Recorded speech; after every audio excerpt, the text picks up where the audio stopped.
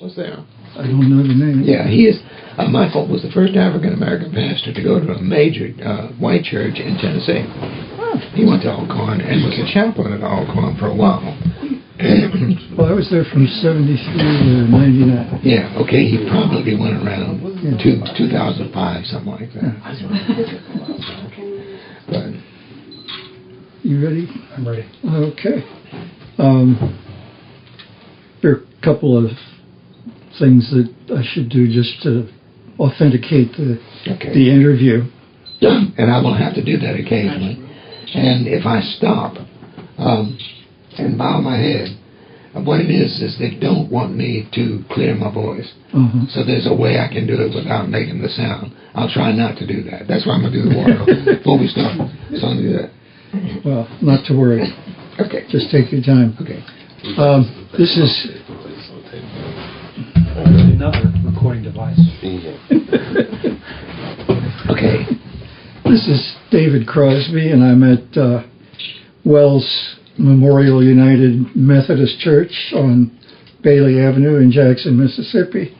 Today is the 18th of December 2014, and I'm with Pastor Keith Tonkel, and we're here to get him to tell us a little bit about himself and some of the stories he's famous for telling and that kind of thing. But this is all for the an oral history program associated with the University of Southern Mississippi and their archive of oral histories that they keep down there. Keith, there's some biographical information like place of birth. Yeah, I was born in New Orleans at a very young age and born somewhere in the French Quarter in a yellow cab. Yeah, my dad was a nightclub entertainer, and he had played a gig, and Mom was with him. And so they were on their way to Truro Infirmary, but the baby was born in the cab, they tell me. I don't know. That's what they say. That's probably right. I believe it's true. And what was your father's name? My father's name was Denny Lindsay Tonkel. My daddy was a very famous drummer. Lindsay, is that L-I-N-D? D-S-E-Y. In 1904, my daddy got the patent on the trap set that drummers now all take for granted. And he invented it by using, nobody knows why they call it trap set. He used the action of rat traps to make the hi-hat symbol and the bass drum pedal. Wow. That's interesting. It is interesting. Do you know where he was born? Yeah, he was born in Fort Wayne. Fort Wayne, Indiana. Yeah. And he fell in love with the South? Fell in love with my mama. He was down here on the gig with Paul Whiteman and met my mama. I see. And so he was a drummer. He was a drummer. And she was the big debutante of the town. And her mother said they could not get married, so they did. That's a sure consequence. Yeah. Was there a particular band he was associated with? You said Paul Whiteman? He played with Whiteman. He played with all the big bands, but one of the interesting ones was he was with Red Nichols and the Five Pennies early on, and that's the group that Glenn Miller and Jimmy Dorsey and Tommy came out of. At least that's what they always tell us. Oh, this is the history that's been imparted. Well, I remember watching the movie with Five Pennies back when I was a kid. Yeah. Now, Dad was not with them the whole time, but in the early years. Sure. Yeah. It's an interesting story. He was just walking one day and heard them playing and knocked on the door, and Red came and said, "What?" And he told him, and he said, "Well, we don't have a drummer. You want to sit in?" That's a good story. Yeah. What was your mother's maiden name? Her name was Richter, R-I-C-H-T-E-R. Actually, And her first name? Louise. Okay. Middle name Franz, F-R-A-N-Z. And she was born in New Orleans. She was born in New Orleans. She was a debutante. She was a debutante. One of my favorite stories about Mama is that we don't need to put on any kind of air was. She was in one of the large carnival balls. And that's when those big spotlights like they used in World War II were in vogue. And she came out and her panties fell. And so she did a bow and picked them up and stuck them in her breast with the the spotlight on her. The original costume There you malfunction. go. That's right. Now you've got that right. Apparel malfunction. Yes. Excuse me. Do you know when they got married? 1929. And that was in New Orleans, or did they run away? I don't think they were married in New Orleans. I think they were married en route somewhere. Yeah, I don't know. I think from what we understand was that Mama went with him for his next gig, and I think that it was somewhere in the Detroit area, because he was playing in Detroit at that time. But I'm not sure about where they were married. Okay. And did she have any occupations? Yeah, she was a nurse. A nurse. She was a nurse. She was a World War II nurse, which is one of those quickie courses, you know. Uh-huh. And did she go overseas at all? No, she was here. Mm-hmm. One interesting little tidbit is that in New Orleans, Daddy was one of the principals in the Civil Defense Group during the war when we thought we were going to be bombed and stuff. Mm-hmm. So. Good. And you have been married, yes. And her name was? Her name was Pat Myrick Tonkel, Patsy Joyce Myrick Tonkel, but she didn't Myrick, like M-Y... M-Y-R-I-C-K. And were you married here in Jackson? Or? No, we were married on the coast at my previous church, 46 years before she died. Mm-hmm. Was that in Gulfport? Or? Yeah, my previous church was Guinn, G-U-I-N-N, in Gulfport, and that's kind of important because that's where the Born of Conviction statement was signed. Called Guinn Memorial. Guinn Memorial. United Methodist Church. The scuttlebutt was Mr. Guinn was quite a character and gave some money to buy a lot near the end of his days because he wanted to try to get some brownie points. And what was the date of your marriage? My marriage was April the 28th, 1968.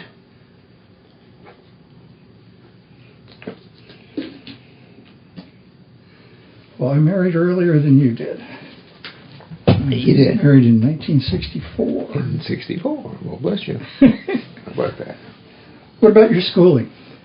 I went to Bay High School at Bay St. Louis, where I was raised. Born in New Orleans, raised on the coast.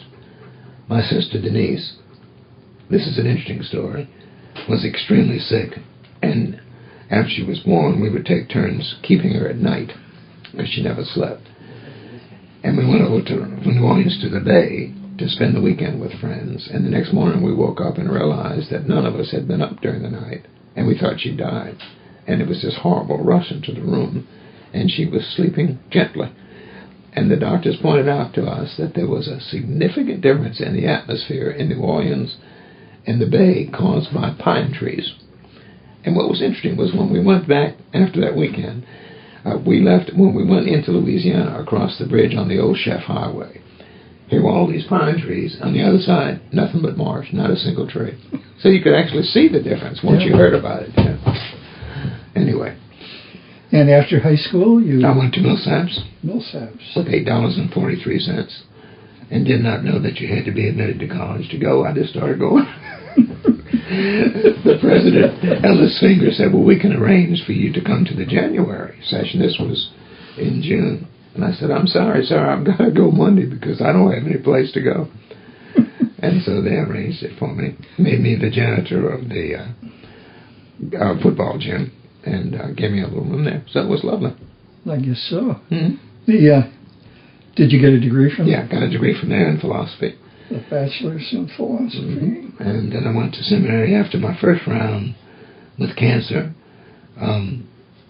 Since we're storytelling, I'll tell it quickly. I had a very pious doctor, big member of First Baptist Church. And after I had a ton of surgery. You don't even want to hear about that. But after one, I was in the bed.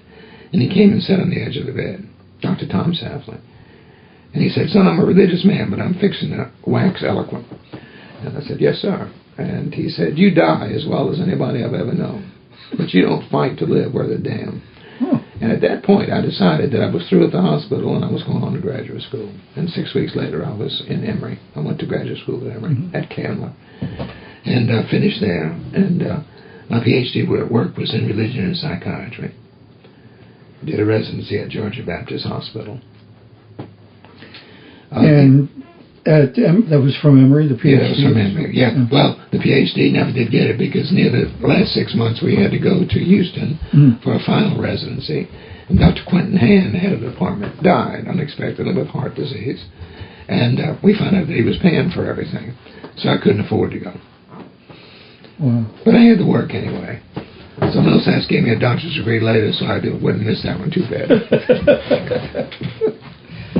And did you ever go to seminary? It was at Emory. At Emory. At Emory. That's at Kendall School of Theology. And it was there as a part of the pastoral care department that we did the special work in religion and psychiatry. An extension of the seminary. So that was pastoral care that involved methods of dealing with parishioners who needed specific kinds of help with. What you learn after 3 years of intense study is that there are some people that you can help and there's some people that you have to send somewhere else. And so by the time you went to graduate school, you had decided on a lifetime work as a... No, I decided that in high school. In high school? Yeah, I fought that very strongly, which is another story. They give you a list of preferred professions. If you want to be a doctor, you put one by doctor. There were 28. I put the ministry 28th. I put housewife and garbage collector and everything else before the ministry. And then finally, at graduation time in high school, I felt that it was time to quit fighting. One interesting tidbit is that at Millsaps, I was very active in the drama department.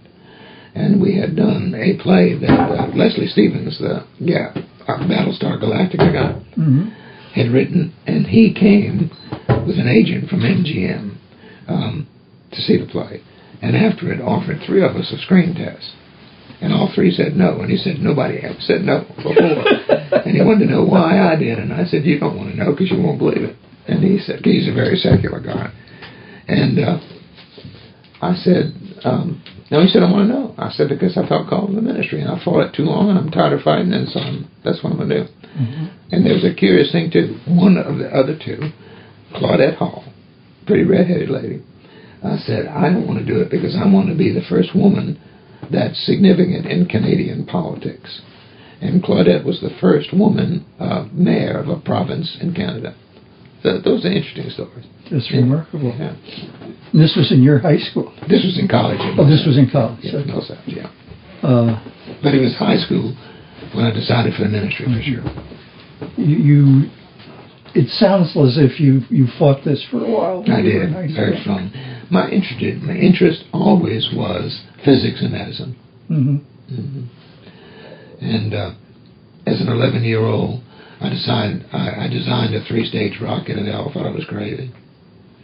That was 1946. Did you ever test it? 1940. Yeah, it worked fine. Great. It blew up, but it worked fine.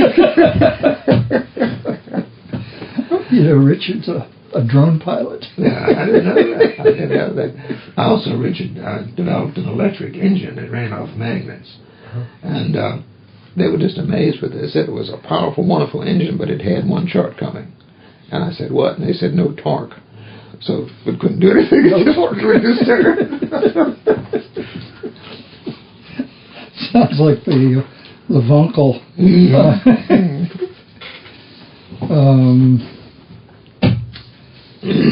So you came out of the seminary with this work in religion and medicine. In our part of the church, you serve congregations as a student pastor. And I served one here my senior year at Spring Ridge Church.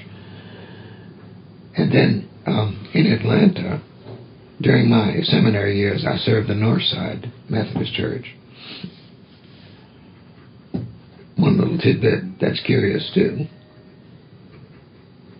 Go ahead. is that I was at Fondren Church here, at Fondren Presbyterian Church, for over a year during my treatments for cancer.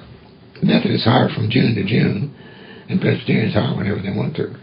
So it was real helpful to me. And the curious thing about that, it was at that time that I became very close to William Winter, because he was very, very active in the church then. And also Moody McDill, J. Moody McDill, the pastor there, was a very progressive voice in the South during those days. And this was while you were in the hospital? I came out of the hospital and went straight to Fondren. Fondren Presbyterian. Presbyterian. Yeah, right over here. Yeah, I've been there. Yeah. It's interesting place. Yeah. Okay, so then after graduating, did you get a... Yes, I was sent to the church on the coast, Guin, Guin, that you have. And I went there in 62. 1962. I was there 4 weeks, and the court called me and said, can we see you next week for youth court? And I said, yeah. And they said, this little boy that cut your grass? And I said, yeah. And the one that they hit over the head, the Foster family, I said, yeah. And they said, we have your letter here, and we want you to take him home. So I got 4 kids from the court, making $1,600 a year, single, making $1,600 a year. And but what happened was that little church was too sweet. This was after I was at the church just a little while.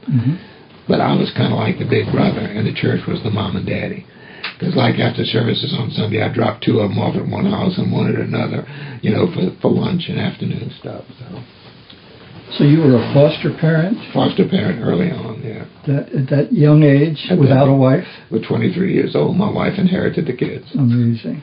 Yeah, before we had our own. And so you were at Guin in 1962. And did you stay there very long? 7.5 years before coming here. And then you came to Jackson? Came to Jackson asking for an inner city congregation like this one. The neighborhood was already beginning to change. And I felt that's where I should be. And that was right here at Wells? At Wells in 1960. Was it called Wells then? Or it was called Wells then in 1969. I came here. Previously it was called Glendale Church. And the pastor Jim Wells was killed in a car wreck, and they renamed it to honor him. So you were still down on the coast then when the Meredith incident occurred at Ole Miss, and the pastors put together the Born of Conviction statement. Yeah, I was serving there when they came by with that. Yeah. And were these 4 who were involved in that, in drafting the document? At least that's the information I have. Friends of yours? You knew them from the seminary? Or I knew some of them better than others. I knew Maxie Dunham quite well because he had served a church in town across from where I was, and I had known him. And I knew Jerry Furr pretty well. The others I knew less, But one of the very important dimensions of it to me was upon signing the document, I told them, I said, you realize this is going to be very involved. And they said, oh no, it's too little. It's not saying a lot. I said, this is going to be very involved. And before I sign this, I want to know, are you guys planning on staying in Mississippi? Because there's no merit in it to sign and leave. And they said, oh yeah, we're definitely going to stay. And so I signed it with that understanding because I believed in the content of it, which was, in that day and time, it would be considered pretty basic. We basically said in summary was, we believe in the fatherhood of God, the brotherhood of man, the public school system, and we're not communist. That was kind of the gist of it. And the freedom of the pulpit. Yeah, the freedom of the pulpit. My church had a secret meeting at night, late in the evening, after it happened, and I decided to go because it couldn't be official unless the pastor was present. So when it was kind of interesting because they were real surprised to see me. It was midnight, and I told them, I said, I understand that you need to meet, but in order to make it official, let me come in and let me say a prayer or something. And I said, I'll do whatever you want. So they said, say a prayer, and I did, and I left. And at about 4 o'clock in the morning, the board chairman came It was cold and rainy. And a whole group, at 4 o'clock in the morning, probably 5 or 6 people from the church that just wanted to sit with me. And they came to the door, and their statement was that we talked long and hard, and the opinions of our pastor are not necessarily our opinions, but we want you to stay. And so I was very fortunate, because a lot were not asked to stay. Mm-hmm. And he even explained why they wanted me to stay, and asked permission from me to write a letter to the conference saying that my points of view were not necessarily theirs. Mm-hmm. And I told them that was altogether correct, mm-hmm. and to do that, which they did not do. Might be curious, though, about why they wanted me to stay. I was about to ask that, if you don't mind sharing that. I don't mind sharing at all. One person said, when Mama was sick, you not only sat with her, but you changed her dead thing. And that kind of thing, because, mm-hmm. I'm not much of a preacher, but I'm a pastor. I do love the people, and I care about that. My present illness is real frustrating to me, because I can't do that like I want to, but I still can do some. Mm-hmm. I'll be in the hospital tomorrow at 5 o'clock in the morning for somebody having surgery. Those are the kinds of dimensions of doing ministry that allow you to make statements of conviction, mm-hmm. born of conviction.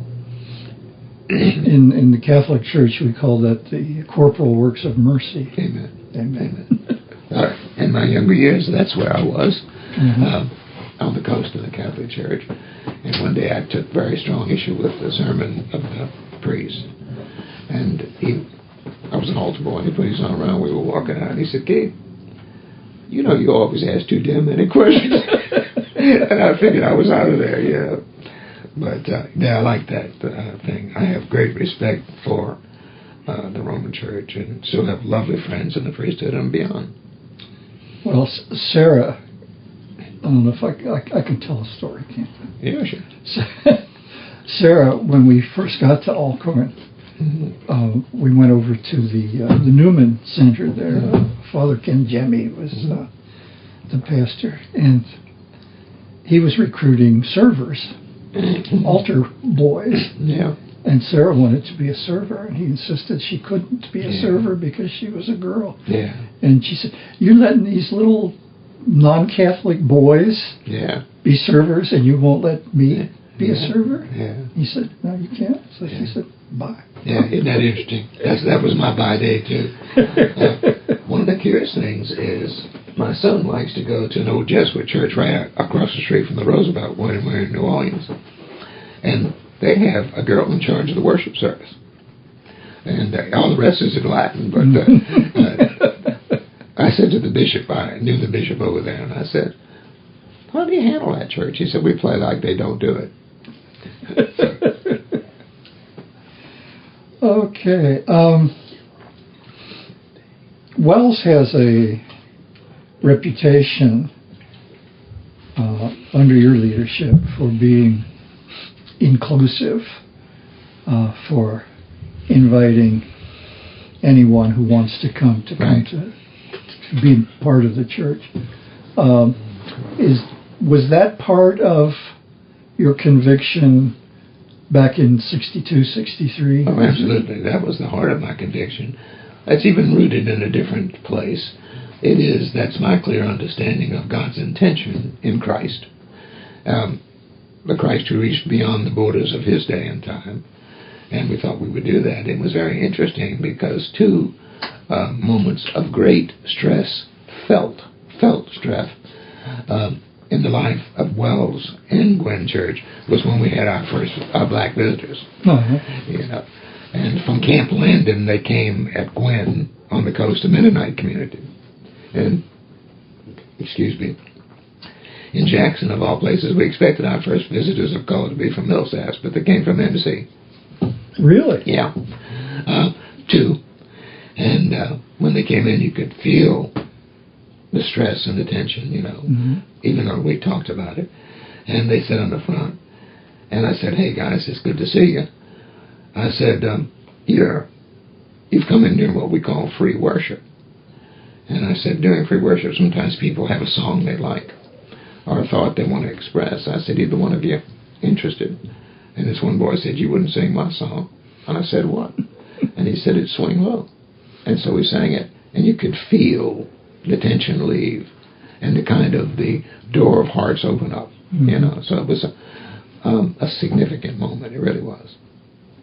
Music, one of your particular interests? Or? Music is one of the things that I think opens the heart of people, and one of the great difficulties of the result. Father's influence, you think? Yeah. I said I didn't realize I was emotional about it, but our board met Sunday, and I said to them, "Look, aren't you all tired of this voice?" And I said, one of the things that really hurts me is I can't sing anymore. And I got emotional. I didn't realize how deeply that was felt. But in the last surgery, there was a tumor in an area where nobody else would touch it. And in order for me to be alive, he had to take the part of the nerve of that side of the vocal fold. They don't have vocal cords anymore. Well, I've been a singer all my life. Bless you. Choir boy and on up. That's great. But, it's one of those things that it's like any other muscle. You have to exercise. That's exactly right. And what mine is just a surgical problem. Yeah. But I'm doing speech therapy. You wouldn't believe it. I go to speech therapy after this. So maybe you'll get it back. Maybe a little bit. They said they did not much. They didn't think so. But now I'm very good at falsetto. Well, that's about all I've got left. Oh, Lord. Were you ever in the military? No, I was not in the military. I volunteered. But at that, I think it was Korea. I volunteered, but they said at that time they needed chaplains to go on to school. And then I could serve. And another thing, I know it sounds like a cop-out, but it's the God's truth, because when I left the recruiting area, they said your feet are too flat, too. All those forced marches. Yeah. As a child, I had to wear braces and all. Other activities and interests other than the ministry that you want to share with us? Woodwork or something? Yeah, I don't do woodwork like that. I've always been interested in. I like to travel, but I've always been interested in automobiles and all. And I buy a lot of cars.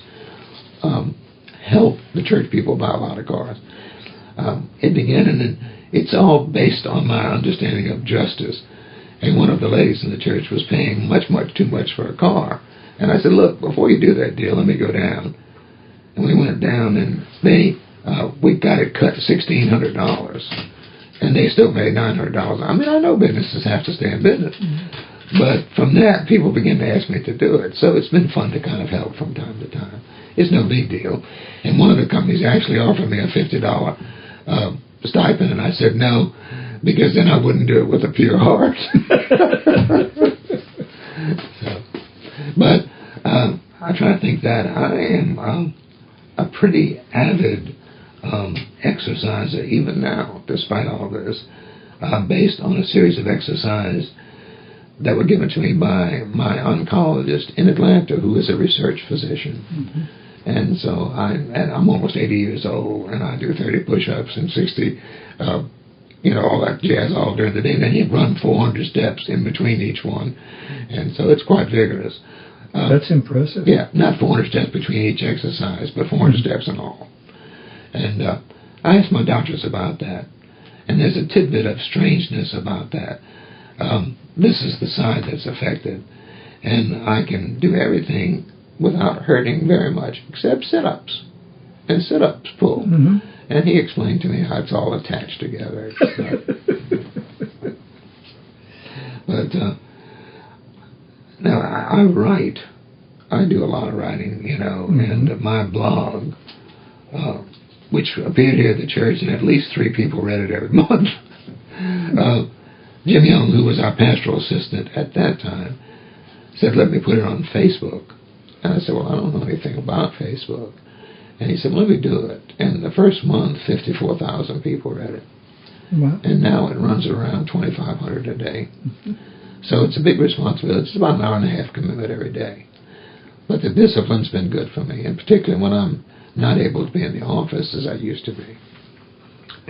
I read your little Christmas story about Fiorella LaGuardia shortly before I came over here. But, it's a good story, isn't it? It is. You like to get your texts from a variety of different places? A variety of different places. It basically moves like this. I'll say to myself, what in the world are you going to write on tomorrow? And I can't think of it, and usually in the afternoon or the evening something will come to mind, and I'll do it. But sometimes I research stuff. I look here, there, and everywhere. I didn't expect it to be a continuing thing, but it's been a very meaningful thing, particularly during the period when I couldn't talk at all. You know? I don't know if y'all noticed it, but there's a little sign up there. They've renamed the street for me. Oh, really? Yeah. The city council was going to do it, and they do that very often. And I said, please don't change the name of the street. I said, if you want to do something, just think of a way to do it, but please don't change the name of the street. So anyway, they said, you see the little blue sign out there, right up the corner, to designate in honor or something, it says. So that was sweet. Keith Tonkel Way or something like that. So. Is that integral, you think, to your faith and your pastoral sense of needing to speak, to talk, to communicate? Yeah. It's not a solitary thing for you? No, it's not a solitary thing for me. In fact, it's a both-and thing, because it requires the solitary to do the verbal, you know. But not being able to speak is really hard when that's been the definition of who you are, you know. And I didn't expect them to listen at all. They listen more carefully because they have to. But one of the ladies said that she liked it because it sounded more like Clint Eastwood. Really? Yeah. And last week, one of the guys out there said, you know, you imitate Louis Armstrong so well when you sing. He said, now you sound like him all the time. Incidentally, my daddy said it on a group with Louis and introduced a young lady that had not sung in New Orleans before, Mahalia Jackson. Really? Yeah. Long time ago. Yeah. I knew of Mahalia from listening to Studs Terkel in Chicago when I was in graduate school. Daddy had something to do with Studs. I don't know what, but I remember that name. Yeah. I think they were just friends or something, but I don't know. We're trying to find a whole covey of pictures that we know they're in the house, but of Daddy's big bands. My oldest daughter found them once and could never find them again. And after my wife's death, Pat had curious storing places, and so we're still looking.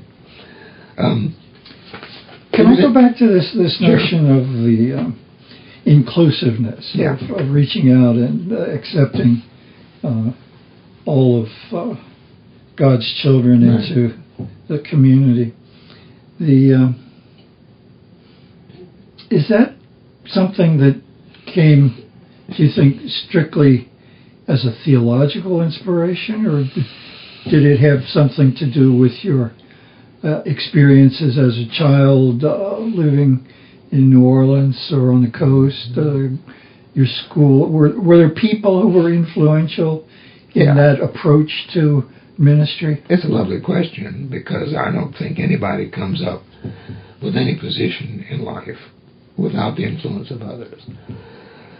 But Mama, despite the fact that she was from big society in New Orleans, learned from Daddy the world of the street. So the two of them coalesced in an amazing way. And so Mama was considered very progressive in that maids were never treated like maids.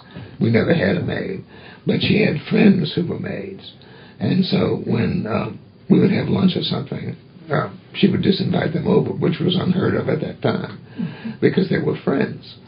So I would have to say that. And then my dad, in a lot of ways, was much more conservative about class and society.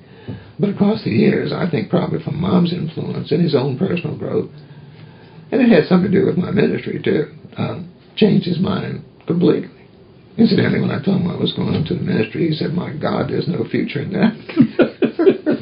That sounds like what the minister would say to the musician. Yeah, that's about right. no future in But that. I would say that definitely, that others definitely influenced that. But early on, in Millsaps and at seminary, I realized that in God's thinking, as I understand God's thinking, the door is open to whomever. And so I'm committed to whosoever and to the whomevers that want to come. Where I'm a little different from some people is I'm not interested in focusing on any one group, class. And I'm not interested in the political dimensions of it. I'm interested specifically in the relational and spiritual dimensions that come from a God who loves everybody and calls us to try to love everybody. You know. So that I'm not nearly liberal enough for some people and not nearly conservative enough for others. And but I'm not interested in name tags. I'm interested, in trying to find some authenticity for life. When you were at Millsaps, I assume Millsaps at that time was segregated, that there were no Yeah, it was black pretty much. students. Millsaps was much less of a school for rich kids then than it is now. But it was, Millsaps. I can't remember any African American. We had very few Asian students. We had a couple of Korean kids that I remember and one Chinese person.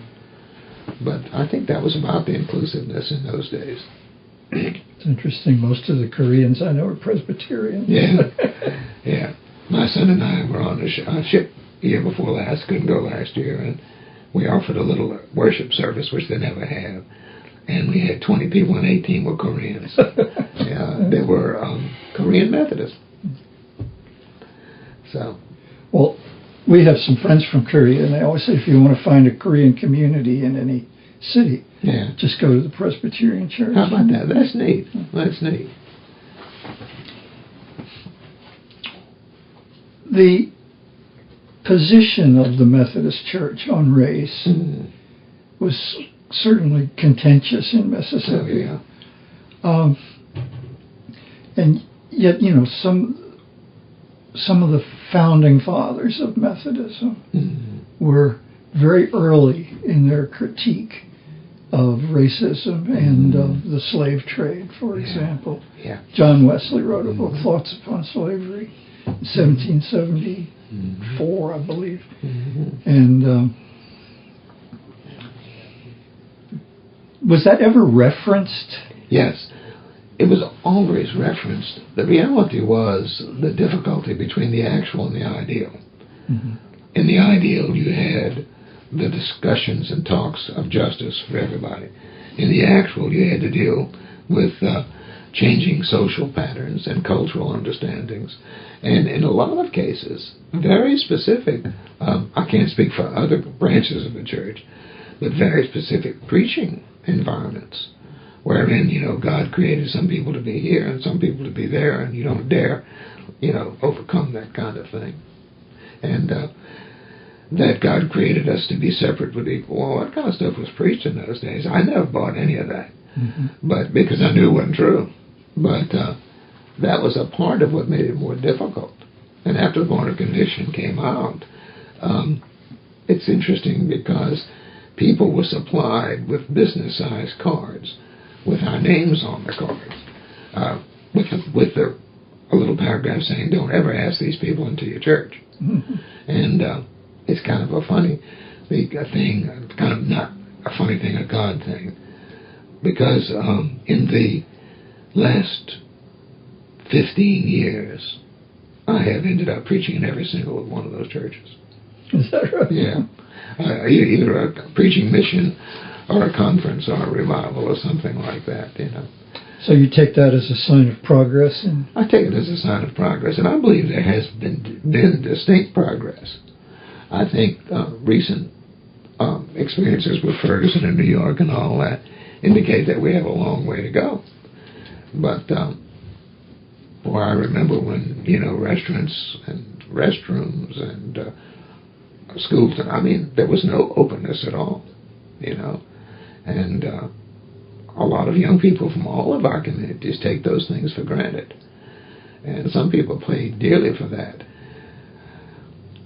one of the ways that I'm a little unusual from the other members of the 28, and they're all great people, but I'm much less interested in refreshing that. Mm-hmm. You know, when they have conferences and all to do that and all, I try to go to say hello, but I'm more concerned about what we have to do here and now, because that's what we had to do there and then. Mm-hmm. So I don't know. Maybe since I was among those who stayed, I think there were 3 or 4 who stayed. Somebody said, no, that's not true, that I was the only one, but I don't think that's accurate. But what I've noticed is that those who left are much more inclined to want to talk about it. And I don't know what that means, because, I mean, they were bold to do it at that time. And they're all people of integrity. Only one of them, and I would never name it, but only one of them said to us in a meeting, I'm too ambitious to stay here. Mm. And he said, I just need to go somewhere else. I got the impression from some things I've read that probably none, or at least very few, of the 28 were actively involved in civil rights agitation or... Prior to that? Yeah. Yeah. That there was... I almost got the feeling that they might have been a little naive. And you said a moment ago that, you know, you didn't want to sign until they would assure you that they would stay in Mississippi. Yeah.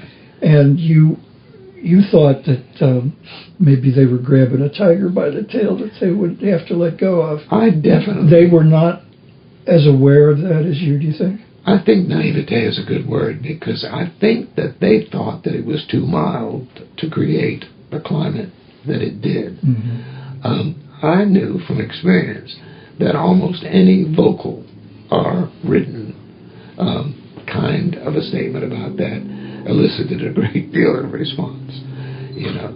And, you know, I had a shotgun in my face and tires slashed and stuff like that, all of which are interesting stories, but that is history.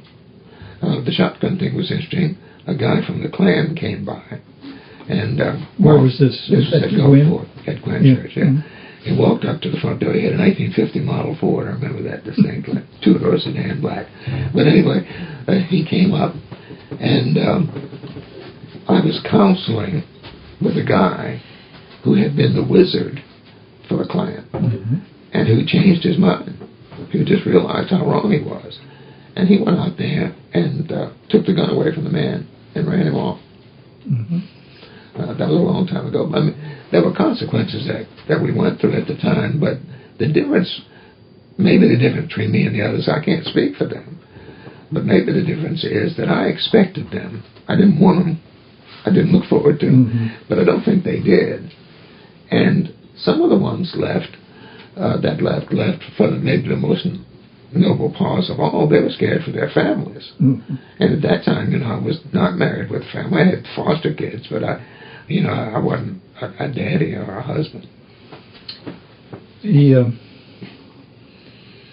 Seems to me if you're fresh out of an academic environment and you're used to debate of issues like that, you perhaps lose the sense of how committed to a particular position some people can be, mm-hmm. and will not tolerate it being discussed, the opposite being discussed. Mm-hmm. I think that's true. I was very active in debate at Millsaps. Yeah. Millsaps is the only college that we know of in debate. When you walked into the door of the debate you were to be a part of that day, that's when you found out what side you would be debating. They handed you an envelope. Uh-huh. And when you sat at the desk, you opened it up to find out that, because they said unless you look at both sides with equal vigor, is that the word vigor? Yeah. Mm-hmm. You can't really understand the nature of a serious debate. So that was good. But you have, by and large, eschewed political action. Right.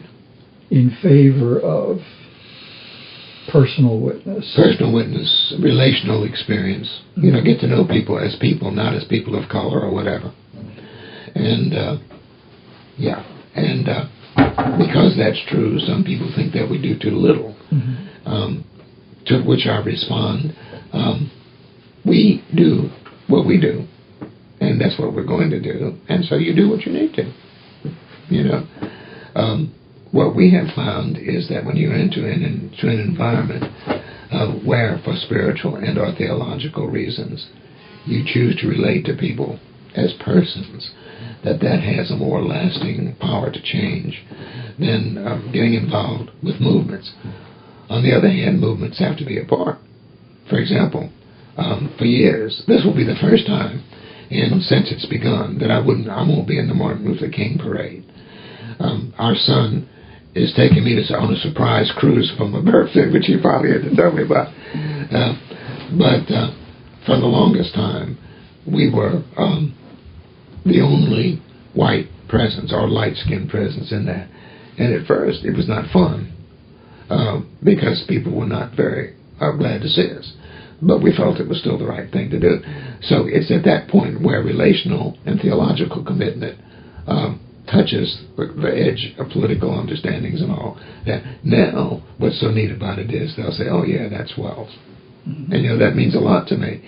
And another thing, it's just a little thing. It may sound strange, but it's a little thing. I don't allow, as far as I'm in charge, it gets pretty pandemonious in the middle of the parade, for us to throw anything to anybody. We have a philosophy of the parade, which is that we bring the beads to the oldest people first, or the infirm, and we give the Martin Luther King bookmarks to people, but it's hand to hand, So, because what again, it's an attempt to make that relational thing happen, and so nowadays we've got people that go by, and of course I've been here so long, and because we preach to between 100 and 200 people every Tuesday when they come for the clinics and the food and stuff, we go down the street and every other person says, hey, Keith, or, hey, whoever from the church, because they know us. Mm-hmm. And that was the philosophy of staying is the root of our effectiveness as inclusive in terms of the neighborhood was concerned, because a guy actually came to me and said, if you would learn to sign your name with a felt pen and move to one of the suburbs, you could have a church of 3,000 to 5,000 people here in town in no time at all. And I said, thank you very much. That's an interesting thought. But I'm missing something. Yeah. What's the significance of a felt pen? It's bold. Oh. It's bold. It makes you look bold. And my pens are too skinny. But it's interesting because that was a clergy person, too. Mm-hmm. Years later, I asked him to come over here once to do a Wednesday night thing when I was going to be gone. And he did do it. And you know what he said? It's very simple, but he said, you know what, Keith? And I said, what? He said, your staying was right. And I said, I almost called his name, I'm not going to do that. I said, no, you got that wrong. I said, our staying was right. That made a bit of difference if I just stayed, but if we stayed, that's different. And so that was nice that he saw that. Well, you, in these later days, have become, maybe you always were, a bit of a celebrity. No mercy. In terms of your connection with, staying with certain positions in Mississippi through times when it was difficult. Yeah. Does that ever concern you? It only concerns me if you begin to feel it. No, if I represent it incorrectly. I see. It would. If I'm taking an approach or representing a need in a arrogant or ego-centered way of doing things, then I would be very uncomfortable with it. If it was something that you have to do and there's a price to pay, then I'm willing to do it. I'm not one of these anxious heroes. I'm one of these people that very often is scared to death when I do what I feel I have to do. But I have to do it. And I do it. And it costs us. In recent times we've lost members over some of our positions, over several things. And none of those losses are incidental to me. I have never been like, well, you don't agree with us, so the heck with you. It's a heartbreaker. But on the other hand, you can't function beyond your own integrity and mean anything to anybody, you know. And so we move on. Now, right now, my frustration is, with all my treatment and stuff, I have, much less energy and time to be able to devote to the church. But the trade-off on that is, I've spent 45 plus years here saying, I'm not the church, you're the church. And they're being it. They're doing it, you know. So that the hope of anybody with long-term ministry, and I never intended to stay long. I just thought I'd be like every other Methodist when the bishop moved here. Mm-hmm. But the trade-off is we've had a chance to develop a strong lay leadership, and I hope that it will continue to be so. One little other funny thing was Max Stokes, one of the bishops here, one of the bigger churches, asked me to come be their pastor, and he was talking to the group. In our church, we call it the cabinet. It's all the district superintendents, which in the Roman church are like auxiliary bishops. And he said, such and such a church wants Keith, and I never know what to do with that board. So maybe that's why I've been here for a long time, you know. But I've been here because I wanted to be here, and I've asked to stay. And right now the delicacy is, do I need to stay, and at what time? If they don't ask for me to leave, does both health issues and common sense say it's time to go? Mm-hmm. So that's where we are these days. So when you arrived here at Wells, did you didn't really feel that you would be here for life? No. But did you have any long, short, medium-term plans for how to organize your ministry? You know, to people who function in that dimension, I'm a real loss, because I never ask, like, what am I going to do in 5, 10, 15 years? What I ask is, what am I supposed to do today? What am I supposed to do now?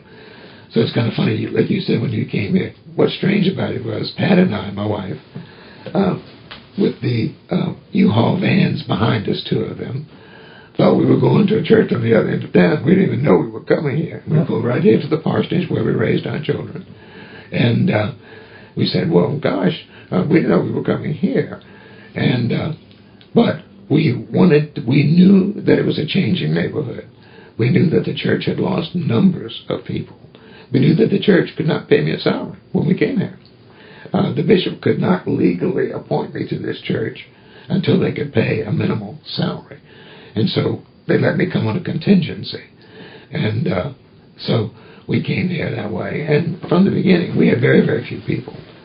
But from the beginning, the very first day I was here, I sat with the officials of Operation Shoestring, which began here, for us to talk about how we can become more inclusive. Because at that point, Shoestring's singular commitment was to open the door to the African American community, you know. And so we had to deal officially in the church early on with the question of whether or not we're going to be an open congregation, you know. And we voted to continue the work with Shoestring by majority of 1. And I told them they could vote every year after that, because I wanted them to have the right. And there was never an opposing vote again, which I think... So this is all the way back in 69? 69, yeah. I didn't realize that Shoestring had been around for that long. Yeah, it was begun there. Interesting that you would say that, because Nancy Gilbert became the director then. Yeah, and I just wrote a Christmas card this morning. Yeah, so early this morning.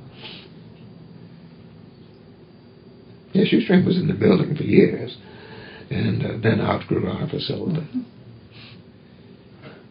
Did you ever feel that your mother's status as a debutante gave you entree to certain circles of Mississippi society that another preacher might not have had? Yeah. There's no question that Mama's status in life gave me tools, but we were too poor to be a part of that kind of world. But like, for example, yesterday was my best friend of life's birthday, and for 69 years, we've called each other on birthdays, you know. We're both 79 now. And he was from a family that had the money. and he would open doors for me to be a part of things. But where Mama's influence came in was I could walk into any environment knowing how to act, knowing how to talk, knowing what to do. And then to make that even more interesting, my grandfather, for whom I'm named, Keith Sawyer, was Mom's stepdaddy, but the only father she ever knew. Her daddy died while she was still in womb. And so my grandmother, who was, I used to say a mean woman, was actually an ill woman, as I look back, gave Granddaddy a heck of a time of it. But Granddaddy was a member of the Privy Council for George VI. So he taught me everything about high society. And I can remember one time going to Les Écoliers, which is one of the big balls in New Orleans, and knowing which spoon to use first, and which fork to use first, and all that kind of jazz. So it was kind of funny. So yeah, I would say Mom's life, and Mom and Daddy's commitment to education was very helpful. Neither of them had much. Mama was too much of a rebel to take advantage of the family's money for education, but she did finish at Gulf Park. So she would have had what we call junior college. Mm-hmm. My father had the equivalent of third grade education in German.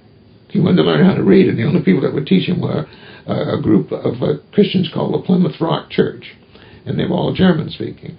And he learned to read, and he was perhaps the most passionate reader.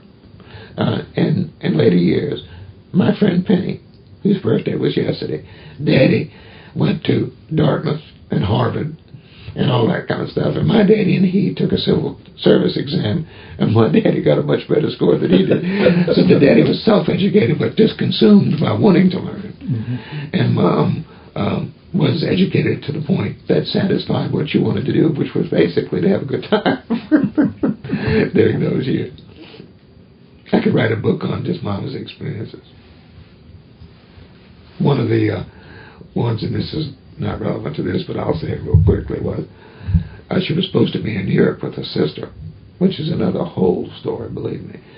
And her mother, knowing my mama's behavior as a rebel, made Mama write a postcard from every place they stopped, London, Brussels, and all, So Grandma got postcards from Mama, and the Times-Picayune came out one morning, and there was a picture on the front page of a roller coaster in Houston that stalled on the top of the highest, whatever you call the roller coaster thing, and a picture of my mom and her boyfriend. She was in Houston the whole time, and she had rewritten all the letters. She'd rewritten all the letters for her sister to send, and so she got in real bad trouble.